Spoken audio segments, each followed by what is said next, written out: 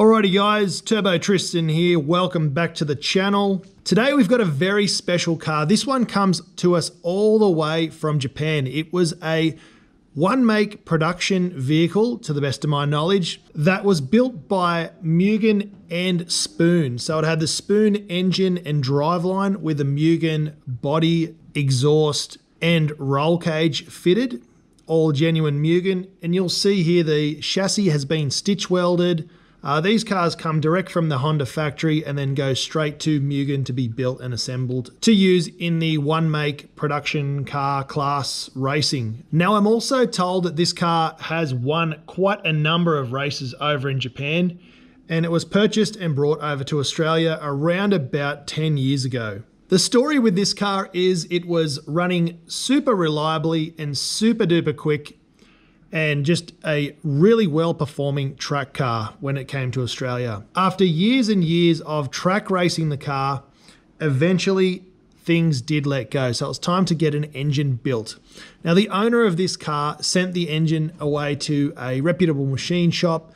They fitted what I'm guessing, just judging by looking at them, probably somewhere around 13 or 14.5 to 1 compression pistons. Machined up everything, put some valve springs and retainers in, changed out the cams from Spoon cams to Skunk 2 Tuner Ultra 2 cams. I think that's what they're called. It's the same ones I'm running in my car. I really should know what they are, to be honest. And some oversized valves with quite a hefty machining and engine assembly bill at the end of it. The Mugen ECU was then removed and a Honda ECU was fitted to the car. The car was tuned here locally in Melbourne and then immediately trailered to Adelaide for a track day where it lasted about 40 minutes before grenading itself. Now, I did get the old 2-litre engine back and I did see that the ring lands were all cracked and there was a few issues. The car actually had stock injectors, a stock throttle body, a stock intake manifold, and stock headers, but with these ginormous compression pistons in there and a huge valve train setup.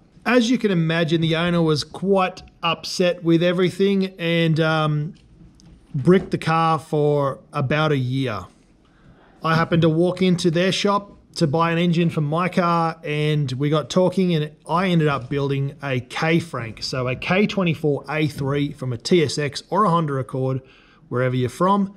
And we put the original DC5 built head onto that engine. So check out this car with all the stitch welding and then also the Mugen genuine roll cage. And what I'm pointing to here is the Mugen etching and stamping on the roll cage sections. Like, I've never seen one before. I'll probably never see one again. It also had a full Mugen exhaust from the cat back. Weirdly though, the exhaust is 2 3/4 inches in diameter.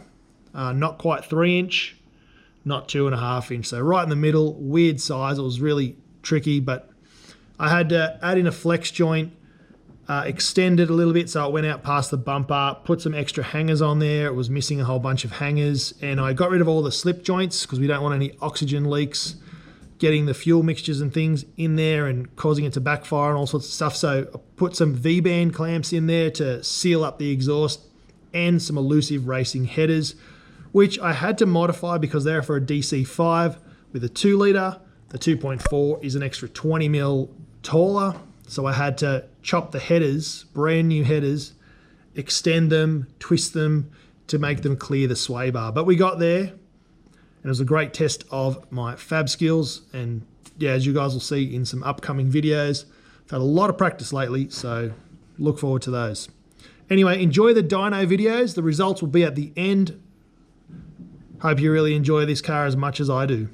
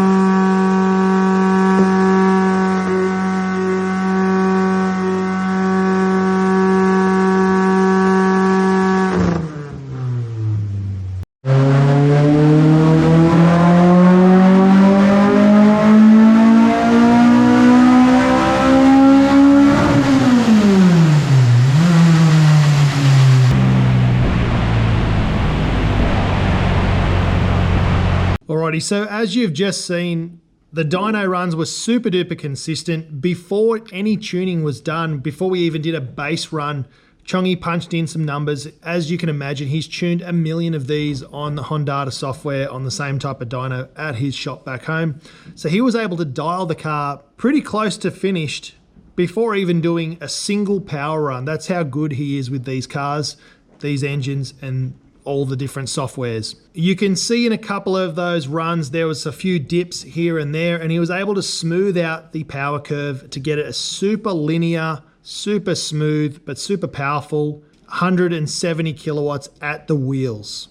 I didn't get the base runs, as I mentioned. He didn't really do any. He's just that good. So I don't have anything to show you guys, I'm sorry. But here is a graph that I've thrown together. So the blue line is the DC5 K-Frank, which I assembled together with all of his parts and added a few extra parts, making 170 kilowatts at the hubs.